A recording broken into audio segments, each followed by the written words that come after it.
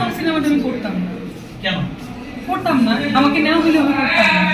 এটা রোল কাউকে বাদ দিয়ে আমাকে নেবে এটা আমি করতাম না। আমার জন্য যেটা তৈরি হবে আমি সেটাই করব। না বাদ দেওয়ার কথা বলা হচ্ছে, এখানে বলা হয়েছে যে যেমন আমাদের দেশে সাবিনা নূরকেও কিন্তু অফার করা হয়েছে, সে এটা করে না, সেক্ষেত্রে যে আপনাকে নেওয়া হতো সেক্ষেত্রে আপনি মিমি চক্রবর্তী জায়গায় যদি আমাকে নেওয়া তাহলে আমি করতাম, কিন্তু অন্য ক্যারেক্টারের জায়গায় আমাকে নেওয়া হলে আমি করতাম না, কারণ আমার তো গ্ল্যামারাস শট দরকার এই জন্য।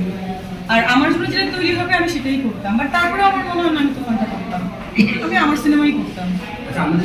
যেটা হয়ে গেছে সেটা নিয়ে তো বলে না। আমি কিন্তু আগে নায়িকা হয়েছি, তারপরে কিন্তু আমি ডাক্তার হয়েছি।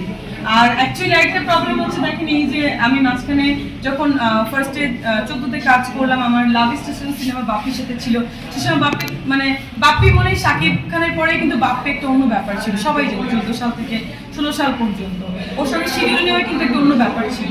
আপনারা যদি আগে দেখে থাকেন ওই জিনিসটা জানেন, আপনারা জানতে পারবেন। তো ওই সময় আমি বাপ্পির সাথে কাজ করেছি, আমার সিনেমা প্রায় 80 লাখ টাকা বিজনেস করেছিল ওই টাইমে, মানে সিনেমার বাজেট ছিল 1 কোটি আর 80 লাখ বিজনেস করেছিল। তারপরে আমার এত সিনেমা এসেছিল, বাট সিনেমাতে একটা ব্যাপার হচ্ছে যে আমি যে কিছু কথা বলি, আমি যখন আসলাম আমার অনেক শত্রু, অনেক নায়িকার স্পেশালি আমার পিছিয়ে লেগে যায়, অনেক শত্রু আমাকে বাদ দেওয়ার চেষ্টা করা হচ্ছে এখনো। মাঝখানে আমি এই দুঃখেই অনেক দূর আমি কাজ ছেড়ে দিয়েছি। এখন আবার যখন এই যে আবার লাইনেটা আসলাম, সিনেমা করলাম, ভাইরাল হলাম, দেখা যাচ্ছে আবার পিছিয়ে লাগা শুরু করেছে। ফার্স্টে দিল কিভাবে বিভিন্ন মাধ্যম, আমি বললাম না কারণ না, তারা আমাকে নোটিশ পাঠায়। আবার কি হলো এখন আমার মানে মাঝখানে আমার ক্লিনিক নিয়ে অনেকে লেগে গেল, আমার প্রফেশনাল আমার যারা প্রফেসর লেভেলে আছে তারাও আমাকে সহ্য করতে পারছে না।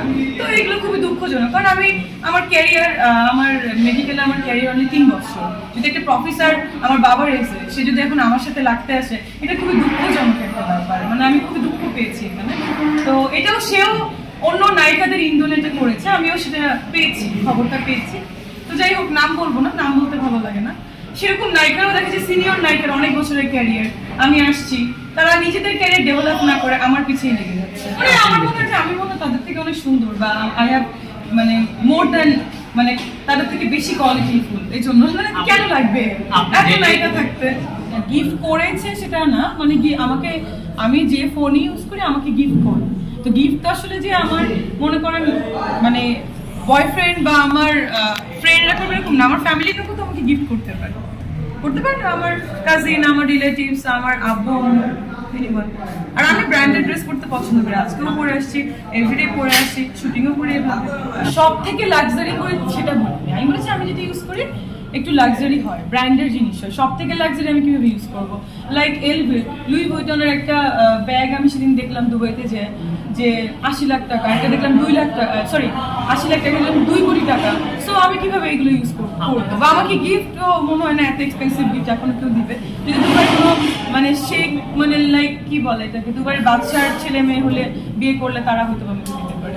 আজকে কয় টাকা দামের ড্রেস পরে আসছে? এটা একটা ব্র্যান্ডেড গিফট পেয়েছিলাম দুটোই। কত টাকা এটা প্রাইস? এটা কত 70-80 হাজার। এটা আছে আপনার নেটে সার্চ দেন, ভার্সেসিতে দেখতে পারবেন সেম শার্ট।